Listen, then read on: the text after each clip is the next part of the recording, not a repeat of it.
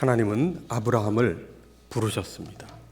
부르셔서 믿음의 사람 되게 하시고 복의 삶을 살게 하시고 또 그가 믿음의 삶을 살아가자 그에게 별명이 하나 붙었어요. 믿음의 조상이라는 별명까지 얻게 됐습니다. 이것이 하나님께서 부르신 사건으로 비롯되었어요. 그 하나님께서 부르실 때, 말씀을 아브라함에게 들려주실 때, 그 말씀이 그의 삶에 부딪힐 때 그 마음에 파동이 일어납니다. 그 삶에 진동이 일어나는 거예요. 그때 하나님께서 아브라함에게 말씀하시죠. 내가 너에게 지시할 땅으로 가라. 이제는 새로운 삶을 살아야 한다. 믿음의 방식대로 살아가야 한다고 그렇게 말씀을 하십니다. 아브라함만 아니지요. 우리 모두 하나님의 자녀가 된 그리스도인 된 우리 모두에게는 하나님의 부르신 사건, 말씀하시는 사건을 경험하게 됩니다. 어떤 환경을 통해서, 어떤 문제 속에서, 어떤 사건이 계기가 돼서, 혹은 성경 말씀을 읽던 중에, 혹은 기도하던 중에, 어떤 믿음의 사람과의 대화 중에, 혹은 예배 중에 여러 가지 그 형태는 다르겠지만 다 각자에게 하나님께서 찾아오셔서 부르시고 말씀하시며 우리 마음에 진동을 일으키는 그런 순간의 경험을 모두가 하게 됩니다. 그때 그 말씀으로 우리를 부르시는 하나님을 만나게 될 때 우리는 지금까지 살아오던 걸음을 멈추고 우리의 인생에 대해서 다시 한번 근본적으로 생각하는 전환점이 되는 그런 계기를 우리는 경험하게 되지요. 아브라함이 그렇게 하나님의 부르심 속에 말씀을 받았어요. 그 마음에 진동이 일어납니다.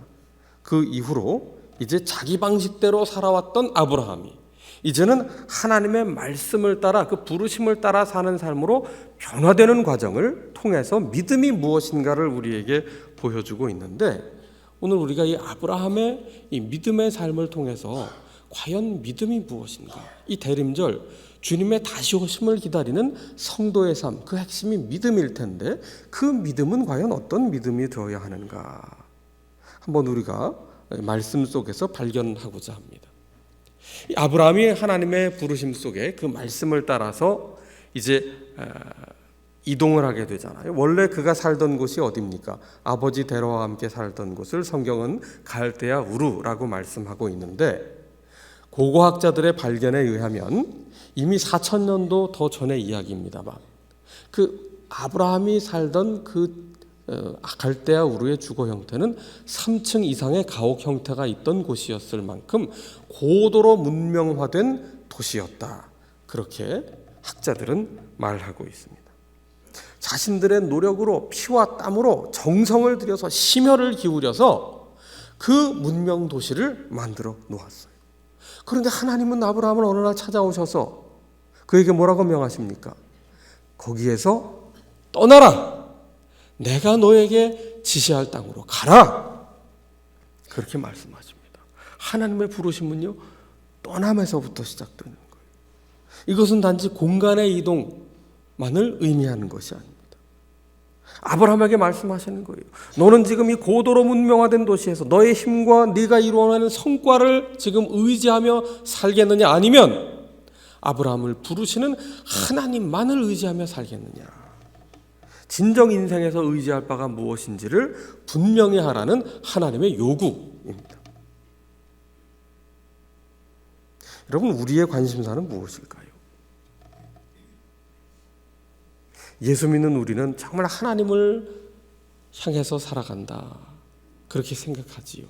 그런데 사실은 우리의 진정한 관심사는 하나님이 아닙니다. 우리의 관심사의 대부분은요, 다 우리 자신에 관한 겁니다. 우리 자신이라고요. 다 자신의 영광을 추구하고 자신의 만족을 추구합니다. 그러다가 하나라도 만족이 되지 않을 때, 내 기대와 노력대로 되지 않을 때 그것 때문에 마음 아프고 그것 때문에 실망하고 그것 때문에 번민하고 걱정하고 잠 못 자고 불안하고 쫓기고 다 그러는 것 아닙니까? 그렇게 애쓰고 노력하다가 내 뜻대로 내가 노력한 대로 안 되니까 고민을 하는 거예요. 고민해도 안 되니까 그제서야 무엇을 합니까? 그제서야 하나님께 부르짖고 나오는 거죠. 그렇게 우리는 우리 자신만을 추구하며 산다고요. 바벨탑을 쌓았던 사람들도 그랬고 바벨탑 사건 이후에 아브라함을 부르시잖아요. 고도로 문명화된 사회에서 자신의 성과와 자신의 노력의 대가를 의지하며 살아가는 그 시대의 풍토 속에서 하나님은 하나님을 의지하는 자, 하나님을 추구하는 자를 찾으십니다. 아담과 하와 이래로 인류의 역사는 모두 자신을 추구하는 역사예요. 자기 영광, 자기 만족. 그래서 내가 신이 되고 내가 통제하고 내가 계획하고 내가 내 뜻대로 이루어낸다. 그것이 우리의 인류의 역사인데 하나님은 이 믿음의 사람 아브라함을 세우시면서 그것이 아니라 하나님을 따르는 삶이 진정한 믿음의 삶이다. 우리에게 알려주고 계신 거죠. 그래서 어느 날 평범하게 살고 있는 이 아브라함을 찾아오셔서 부르시는 거예요. 그리고 말씀하시는 거예요. 떠나라! 명하시는 거예요. 지금 내가 서 있는 이 갈대아 우르 가장 완전하고 가장 안전한 반석과 같은 토대로 보일지 모르나 그것은 불완전한 토대다. 불완전한 기초다. 하나님 자신이 직접 말씀하시는 거예요. 내가 너의 반석이다. 내가 너에게 복이 될 것이다. 그러니 나를 믿고 따르라 말씀하시는 거죠. 지금까지는 너의 힘을 의지해서 복을 만들고자 했고 너의 힘을 의지해서 창대케 되는 삶을 원했는지 모르지만 이제 내가 복의 근원이 되겠다.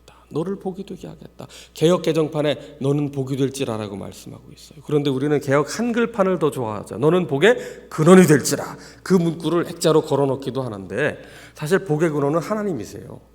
우리는 복의 근원이 될 수 없잖아요. 그래서 너는 복이 될지라 말씀하시고 내가 너를 창대케 하리라 말씀하십니다. 여러분 우리가 우리를 창대케 할 수 없고요. 우리가 우리 인생을 복되게 할 수 없다고요. 하나님께서 우리를 진정 복되게 하시고 창대케 하시는 분이십니다. 여러분 오늘 히브리서 11장 말씀은 대표적인 믿음장인데 그 1절에 뭐라고 말씀하세요? 믿음은 바라는 것들의 실상이요 보이지 않는 것들의 증거다. 바라는 것들의 실상이 믿음이라고 말하고 있어요. 아브라함의 믿음은 무엇인가? 자신의 힘과 가능성 혹은 자신의 성과를 믿는 것이 아니라 하나님을 믿는 믿음. 그것이 아브라함을 통해서 우리에게 보여주시는 믿음입니다. 그렇기 때문에 아브라함이 알아야 될 것은 무엇이었냐면 가야 할 땅의 위치가 어떠하냐, 그 가야 할 새로운 성읍은 어떤 곳이냐, 규모가 어떠하냐, 그것은 알 바가 아니었어요. 아브라함이 알아야 할 것은 뭐냐면 그 땅을 약속하신 하나님의 선하심, 하나님의 살아계심, 그것을 믿는 믿음이 아브라함에게 필요했던 겁니다. 그래서 하나님은 아브라함에게 떠나라 말씀하시는 거예요. 자, 8절을 한번 볼까요? 믿음으로 아브라함은 부르심을 받았을 때 무엇을 합니까? 순종했어요. 그래서 8절 말미에 갈 바를 알고 갔어요? 모르고 갔어요? 알지 못하고 나아갔다. 알지 못하고 나아갔다. 하나님이 부르실 때 이 모든 것 삶의 기반을 다 뒤로 하고 제자들이 예수님의 음성에 그대로 주님을 따랐던 것처럼 이 아브라함의 믿음은 무엇이었느냐? 갈 바를 알지 못하나 하나님 말씀을 그대로 믿고 순종하여 따라가는 믿음이었다. 그래서 아브라함의 인생은 나그네 인생이에요. 집을 떠난 인생입니다. 집을 떠났다. 고단한 인생입니다. 목적지도 불분명합니다. 언제 도착할지도 모릅니다. 여러분 한번 생각해 보세요. 우리가 어떤 특별한 날을 기념해서 해외여행을 가겠다고 거창한 계획을 세웠다 칩시다. 재정을 모아야 하고요. 또 그에 앞서서 목적지가 있어야 되고요. 일정표가 있어야 됩니다. 그런데 열심히 재정을 몇 년간 모았어요. 여러 해 모았는데 여행 당일이 될 때까지도 목적지도 알려주지 않고 일정표도 모른다. 그 여행 가고 싶겠어요? 가기 싫겠어요? 이거 계약 파기입니다. 계약 파기. 이렇게 모아서 돈을 들였는데 아니 목적지도 없고 일정표도 없으면 이거 내가 뭘 믿고 가겠느냐. 다 내 돈 돌려달라 하지 않겠어요? 지금 아브라함은 지금 그런 길을 가고 있단 말이죠. 그런데 더 이해할 수 없는 것은 뭐냐 하면 9절입니다. 믿음으로 그가 이방의 땅에 있는 것 같이 약속의 땅에 거류했다. 이게 무슨 얘기입니까? 약속의 땅에 도착해서도 지금 이 땅을 어떤 땅처럼 살고 있다고요? 이방의 땅처럼 살고 있다는 겁니다. 구절을 계속 볼까요? 동일한 약속을 유업으로 함께 받은 이삭 및 야곱과 더불어 어디에 거하였다고요? 장막에 거하였다. 약속의 땅에 갔는데 적어도 갈대아우로 원래 떠났던 집보다는 좀 나은 주거 형태로 살 줄 알았는데 지금 어디에 살고 있다고요? 장막, 이동식 주택, 천막살이를 하고 있다는 겁니다. 자, 아브라함이 하나님의 약속을 받아서 집을 떠난 이후에 그 이삭을 받기까지 25년이 걸렸어요. 나이 100세 때 이삭을 선물로 받았고요. 이삭이 이제 그의 쌍둥이 두 아들인 에서와 야곱을 받은 나이가 언제입니까? 이삭의 나이 60 돼서 에서와 야곱을 받았으니까. 그럼 아브라함은 손주를 몇 살 때 보았습니까? 100 더하기 60은 아주 산수하기가 쉬워요. 160 계산해 보나 마나. 근데 아브라함이 몇 세까지 살았어요? 175세까지 살았으니까 손주 보고 겨우 15년 살다가 하나님 품에 안겼는데 그때까지 어디 살았다고요? 장막에 살았다. 이방 땅에 사는 것처럼 나그네처럼 살다가 갔다. 여러분 이게 이해가 가세요? 납득이 되냐고요. 하나님이 네게 복을 주겠다 약속하셨어요. 너를 창대하게 하겠다 약속하셨어요.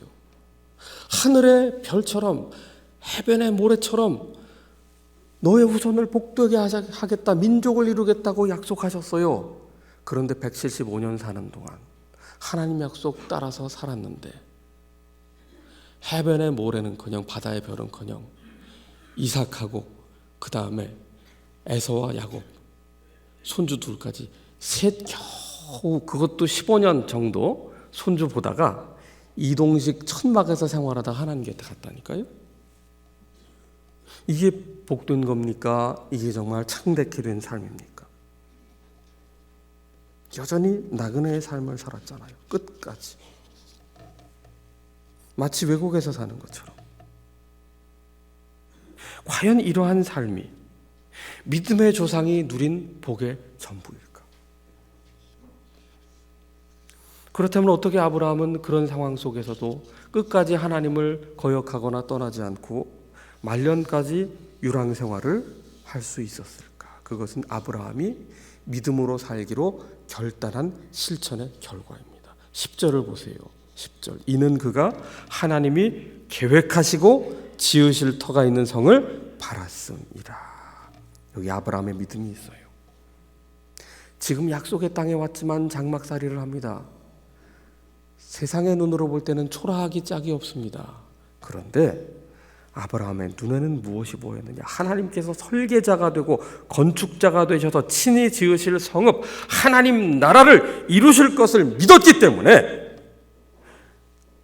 안전과 번영이 보장된 삶의 땅을 떠나서 미지의 땅에서 비록 장막살이를 하며 나그네처럼 이방인의 땅에 사는 것처럼 살았지만 그는 결코 그것을 낙담하지도 않았고 그것을 중간에 포기하지도 않았고 끝까지 그 믿음으로 살았다는 거예요. 여러분, 아브라함이 믿음의 조상이라는 별명을 갖고 있는데 아브라함의 믿음을 통해 우리에게 보여주는 그 믿음의 실상이 무엇입니까? 도대체 믿음이 좋다는 게 뭐예요? 믿음이 좋은 것이 복이라고 얘기합니다. 믿음이 좋은 삶, 믿음이 좋아서 복된 삶이 뭐냐고요? 내가 기대한 대로, 내가 노력한 대로 내 눈앞에 보이는 모든 것이 흡족하게 다 잘 풀리고 다 해결되는 것, 그런 겁니까?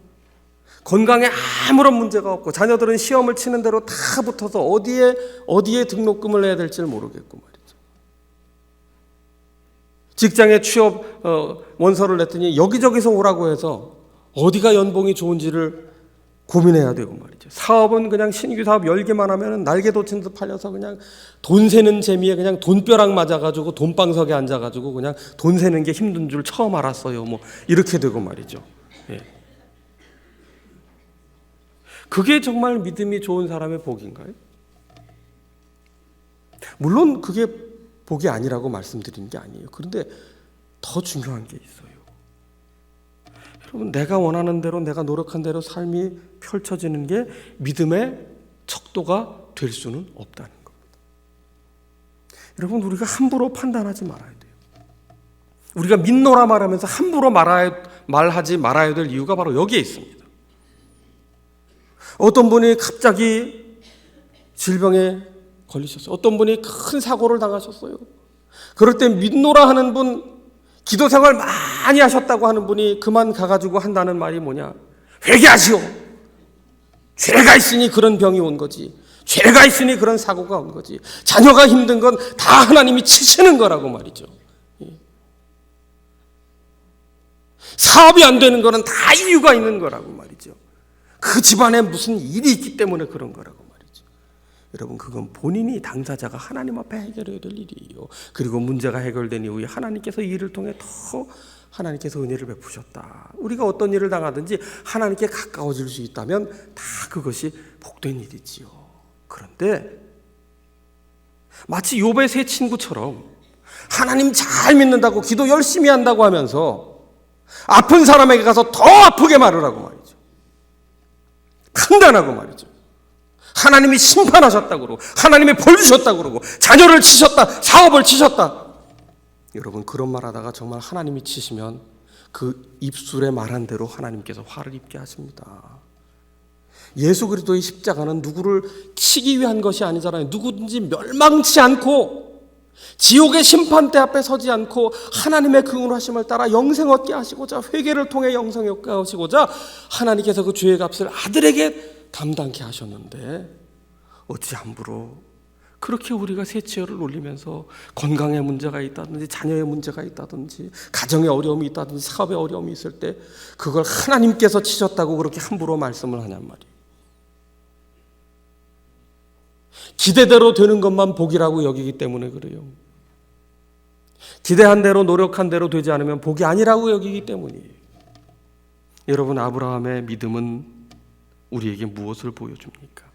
그가 기대한 대로 노력한 대로 펼쳐지는 삶이 아니라 아브라함의 믿음은 우리에게 딱 한 가지를 선명하게 보여주고 있어요. 아브라함은 하나님의 뜻을 따른 삶이었다. 그의 손에 무엇이 쥐어졌건 그의 손에 무엇이 쥐어지지 않았건 그건 사실 중요한 게 아닙니다. 결과를 가지고 판단하지 마세요. 결과물을 가지고 믿음을 시험하지 마세요. 결과물을 가지고 하나님을 판단하지 마세요. 내가 하나님을 따르고 있느냐? 하나님의 뜻을 어떠한 경우에도 따르겠는가? 아브라함은 끝까지 하나님을 따르는 삶을 택함으로 그가 믿음의 조상이 되었고 그가 진정 복된 삶을 누리게 되었고 그리고 그의 삶은 창대케 되었어요. 그가 175세까지 살 동안 하늘의 별처럼 해변의 모래처럼 무수하게 주신 복 한 번도 못 받습니다. 그러나 하나님은 그 대를 넘어 하나님의 신실하신 약속을 성취해 주신 분이세요. 그렇기 때문에 믿음은 내 손에 쥐어진 결과물을 가지고 판단해서는 안 돼요. 하나님의 뜻을 따르는 삶, 하나님의 뜻을 신뢰하는 삶을 살아야 된다고요. 13절을 보세요. 이 사람들은 다 믿음을 따라 죽었으며 아브라함을 포함해서 그 앞에 믿음의 사람들이 등장하지요. 11장 앞부분에 다 죽었고 약속을 받았어요? 못 받았어요? 약속을 받지 못한 사람들. 믿음의 사람의 공통점, 그 대에는 약속을 받지 못한 것처럼 보인다. 그러나 그것들을 멀리서 보고 환영하며 땅에서는 외국인과 나그네임을 증언하였다.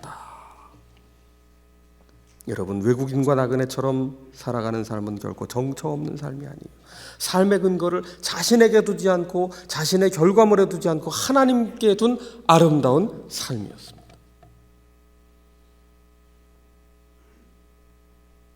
하나님의 약속을 신뢰했기에 살아서는 두 눈으로 그 약속이 실현되는 것을 보지 못했지만 그럼에도 하나님의 말씀에 순종하여 살았다. 이것이 믿음이라는 사실을 오늘 이 믿음장을 통해 우리에게 말씀하고 계신 거예요.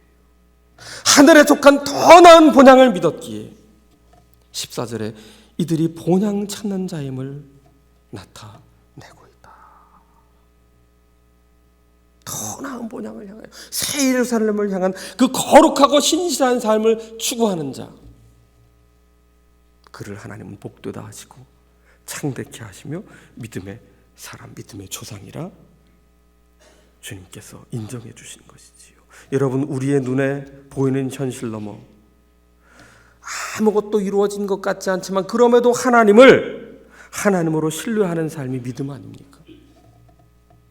그래서 아직 이루어지지 않았고 아직 보이지 않지만 여전히 하나님을 기대하기에 현재의 내가 경험하고 있는 상실과 이 실망과 이 실패를 괴로워하지 않고 오히려 현재의 상실과 실패를 마주할 수 있게 용기를 주는 것, 여러분 그게 믿음 아니에요. 우리의 인생이 다 이해가 되지 않지만 지금의 아픔조차도 삶의 일부로 받아들일 수 있는 용기를 갖게 하는 것, 그것이 바로 살아계신 하나님을 믿는 신앙의 힘 아니겠습니까? 내게 주신 것, 내가 거머쥔 것으로 결과물을 가지고 믿음을 자랑하는 것, 그거 사실 세상 사람들도 할 수 있는 거예요. 정한수 떠놓고 손이 닳도록 비는 것, 그것과 하나님께 믿고 기도하는 것과의 차이가 있어야 되지 않겠습니까? 여러분, 아브라함의 믿음은 창조주 하나님의 능력과 신실함을 믿었기 때문에 아브라함 믿은 사람은 다 죽은 줄로 여겼어요. 스스로가 다 태가 끊어지고 죽은 줄 알았습니다. 모든 것이 끝난 줄 알았어요. 그런데 하나님께서 생명을 허락해 주셨다.